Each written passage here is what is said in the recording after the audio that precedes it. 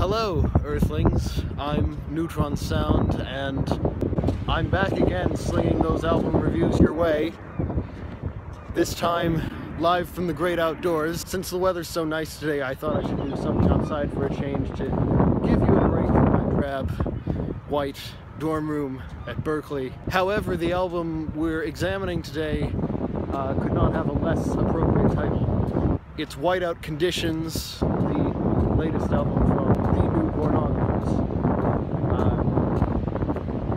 And this album is actually so similar to their last album, Brill Bruisers, that you almost forget that this is the first new Pornographers album not to feature Kurt Dahl or Dan Behar.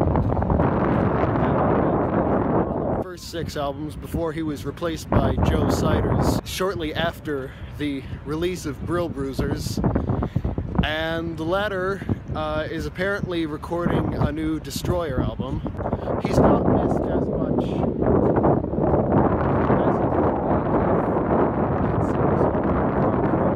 as and lead female singer Nico Case were not so on point on this album. Also the fact that this and Brill Bruisers are 2 of their best albums.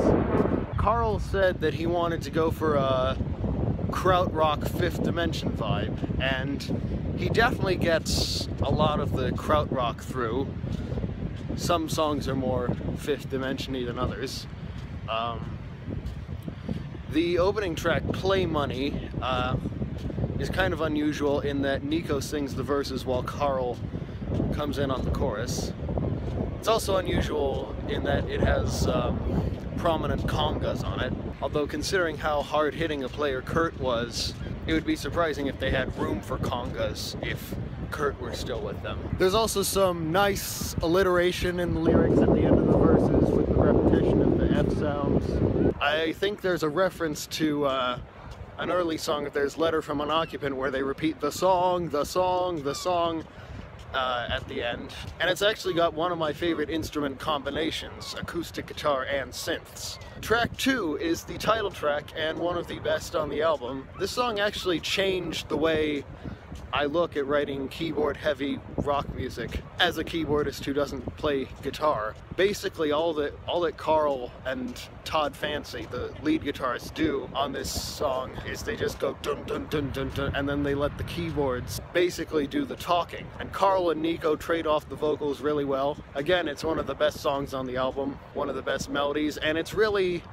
a good blend of krautrock and 5th Dimension influences. Track 3 is the lead single, High Ticket Attractions. It's a duet between Carl and Catherine. It's Catherine's only prominent lead vocal on the album. It's got a lot of krautrock in it, not so much 5th Dimension, but it's still a good song. Track 4, This is the World of the Theater, is sung entirely by Nico, and it is rife with hooks. Sung entirely by Nico, although Carl, Catherine, and Joe all back her up. Darling Shade is yet another krautrocky number with some odd meters on the title. Every time they say the title, it changes to 3/4. Second Sleep has some chopped vocals in the intro, which it turns out come from elsewhere in the song. There's definitely one that's a clipped sample of Nico saying sleep. I don't know if I like the weird rhythms in the vocal melody. I mean, they are a sort of Carl Newman signature, but in this case, it kind of sounds like he's a fraction of a beat off, or someone else is. Colosseums is another pretty good song with some acoustic guitar. It's also got some marimba. Again, more good vocal chemistry between Carl and Nico. And then We've Been Here Before. It is quite possibly the best track on the album, either this or the title track. We've Been Here Before is a beautiful slice of vocal synth magic, really dominated by Catherine and other keyboardist Blaine Thurrier. The 3 voices of Carl, Catherine, and Nico really blend and weave in and out of each other. Nico sounds great at the end when she repeats the title, and it's one of those songs that it'd be easier to explain by saying just listen to it and you'll get what I'm talking about. It sounds like a ballad, although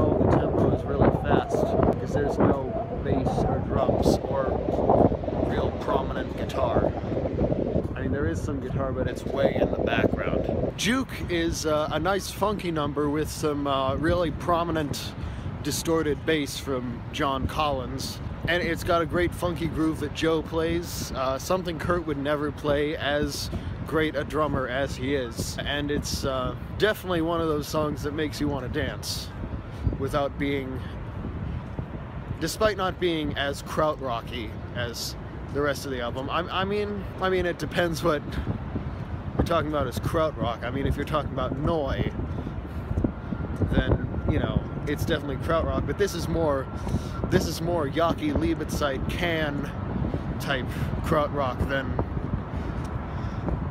whoever the drummer for Neu was. Clockwise is another synth-heavy song with a lot of Newmanisms in the lyrics, e.g. lyrics that don't actually make grammatical sense, like on Dance Hall Domine from Brill Bruisers, or the lyric Valley of Lead Singers from this song. And the closing track is Avalanche Alley. I think it might be their greatest closing track written by Carl. It's another song with acoustic guitar and synths, which, as I said in the beginning, I love that combination. And it's got some nice chords and some nice lyrics about news from the lost world or last world, and news from the future. And it ties up whatever the themes of the album were, if there was any theme. So all in all, I would say this is a great album, despite not having Dan on it, or Kurt. I mean, Joe is a really different drummer, but he really found his place in the group. And I'm definitely digging the krautrock meets Fifth Dimension, even if it is more krautrock than Fifth Dimension. I would say this is definitely a great album. I can't really compare it to their other albums except for Brill Bruisers because of how different those two albums are to their first 5. As it happens, Dan's absence from this album is getting me excited for the next Destroyer album. But those are all my thoughts, but I'm dying to hear yours. Leave them in the comments, and I will see you soon, most likely. This is Neutron Sound signing off. Go forth and forget the mission, just get out somehow.